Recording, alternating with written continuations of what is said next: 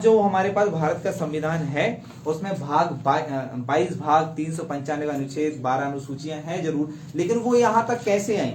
क्या एक संविधान सभा या कुछ लोगों ने मिलकर सीधे उसका गठन कर लिया? नहीं, ऐसा नहीं है। ठीक है, एक्चुअल में जब हमारे यहाँ पर कौन आए, अंग्रेज आए, उन लोगों के समय से ही हमारे यहाँ पर संविधान का निर्माण प्रारंभ हो गया था।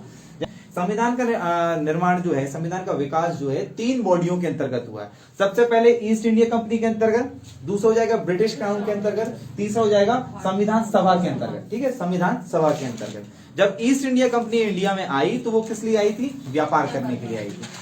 उसने क्या किया, यहाँ पर पहले व्यापार किया, 1-2 कोठी बनाई। यहाँ पर कोठी बनाने के बाद बंगाल में गया, बंगाल में जाकर उन्होंने सबसे पहले वहां के स्थानीय लोगों से व्यापार करना चालू किया। व्यापार करके जब उनके पास क्या होने लगी, राजस्व की वृद्धि होने लगी, पैसे की आय ज्यादा होने लगी, तो यहाँ पर उन लोगों ने क्या स्थायी रूप से रहना चालू कर दिया, युद्ध करना चालू कर दिया, युद्ध करके साम्राज्य विस्तार करना चालू कर दिया। बक्सर के युद्ध के बाद में अंग्रेज जो है भारत में पूरी तरह सबसे पहले कौन सा हुआ, 1757 में सिराजुद्दौला के साथ में प्लासी का युद्ध, है ना।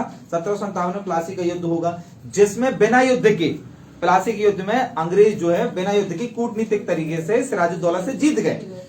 फिर उसके बाद में क्या हुआ, 1864 में हुआ बक्सर का युद्ध। यहाँ पर उन्होंने दमखम के साथ में 3 लोगों के साथ में, मीर कासिम और जो अपना अवध का नवाब वगैरह थे, इनके साथ में जम की लड़ाई की और यहाँ पर उन्होंने अपना युद्ध कौशल दिखाया, और जिसके द्वारा अंग्रेज भारत में पूर्णतः स्थापित होगा। और यहाँ से उन्होंने साम्राज्य विस्तार चालू किया, बिहार वगैरह को जीतते हुए, मराठा वगैरह को जीतते संपूर्ण भारत में उन्होंने स्थापित कर दिया। जब उन्होंने बंगाल प्रेसिडेंसी जीत लिया तो यहाँ पर उन लोगों ने क्या किया, रूल्स बनाने चालू किए।